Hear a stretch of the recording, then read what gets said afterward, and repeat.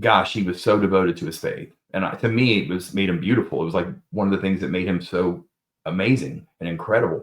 And for them to mock that, like all the way down to that level, that granular level, it just makes me just disgusted. Why do you think they did that at some point? Because I assume that one of the reasons they liked Dan Markel is because the Adelsons were Jewish, and Wendy was then dating a nice Jewish man who could be a professor, and they'd have kids, and there'd be no issue. And then all of a sudden, they're berating him with the most grotesque of gibbers, just grotesque, and then lying about it, in my opinion, just like yours, about, oh, that's just a name we gave him.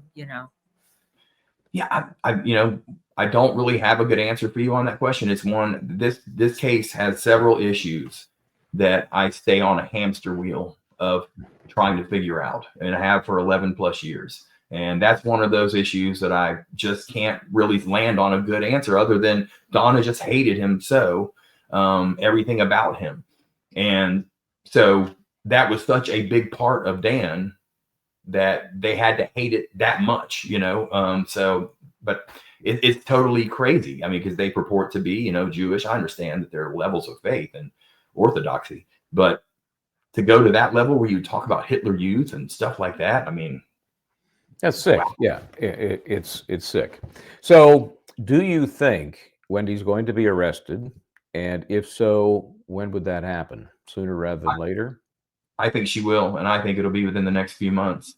I believe that they'll be getting the grand juries. I mean, that case, I think, highlighted that you have to suspend a lot of disbelief to land on the conclusion that Wendy didn't know about this beforehand. The television, those children didn't break that TV with a remote control. That did not happen. Forcing Jeff Lacasse to sit there and watch a movie on this broken television, like clearly just trying to drill down on an alibi. Then making sure that Jeff was going to be in town, so anxious to figure out, how did Donna get Dan's license plate and car information and her day planner down in Miami? So for me, there's no doubt that Wendy knew about it beforehand. And she was aware it was going to happen. And she told Jeff that a week before. He testified to it. That time it wasn't a joke, that it sent chills down his spine. So much so that he reported it to another colleague who came in and confirmed that happened. So yeah, it's time for Wendy to face the music. And I don't take a lot of glee out of that, because I can't imagine what those poor children have already endured. But Dan deserves, and the Markels deserve, a full measure of justice. How about Dan? I assume obviously talked about Donna and the control and the intertwining of Donna and Wendy. What about Harvey? What did he say, if anything, about Harvey? He didn't even speak about Harvey that I can recall, other than what he did for a living. And I think, from what I've seen, it certainly seems like Harvey's kind of a pacifist. He just kind of goes along, with whatever Donna plans. But it was clear Donna was the shot caller in that group. I've labeled her in the show Madonna Adelson for Ma Barker, and John Gotti as the Don, that nothing happened in that family, that she was she put the capos out there and the lieutenants, but that she was in charge of that family. That's how it came off from me, the way Georgia presented the case this time. I think that's I know accurate. You didn't see it, but I think it's 100% accurate. That's who she was. She was like in charge. Yeah, and you could tell through the course of this trial, and when convicted, that that's not how Donna planned it. That was not something she controlled, right? I get the feeling. Tell me what you think about this, Stephen. That initially, okay, they're going to be in Tallahassee. It's a career move. It'll be short term, and then they'll be back down here in Southern Florida where they belong. And then that didn't happen.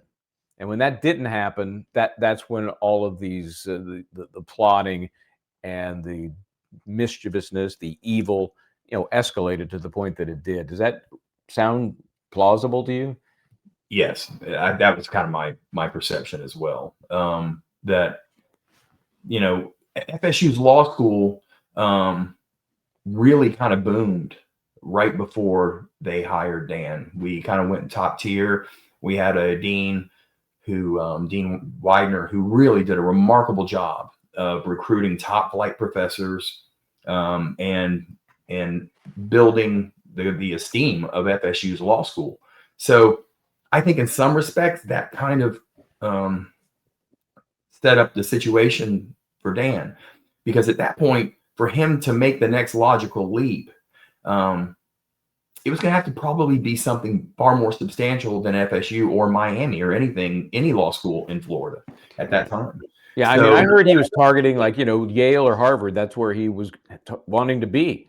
And I could believe that. Now, if you told me, you came to me and said Dan wanted to teach at Harvard, I was, of course he does. Who doesn't want to teach at Harvard? But it was going to take a substantial leap to really justify anything else. Would look like you went sideways or maybe even down from FSU. And so that was why it was going to take more time. I mean, Dan was going to get there.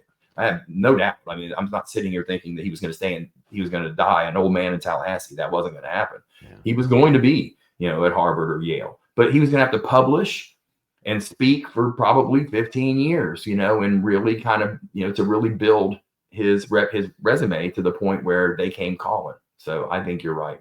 Yeah. And then when Wendy realized that, she was like, no, I'm not staying in Tallahassee for 15 years. Mm-hmm. Wow. That's so generous. She's one of our loyal viewers. She said she's a proud FSU graduate. Oh, yeah, senseless logistics, shaking my head. Why? And my partners also have their kids are in FSU too.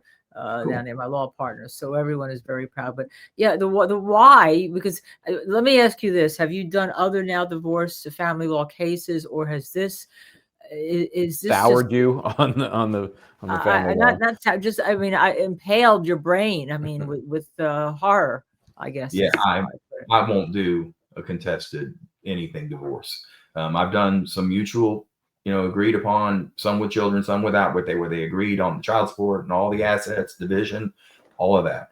I've got one of those going right now for a friend, but it's for a friend too. Like you're not going to call my office and say you have a family law case, and I'm going to be like, okay, let's talk.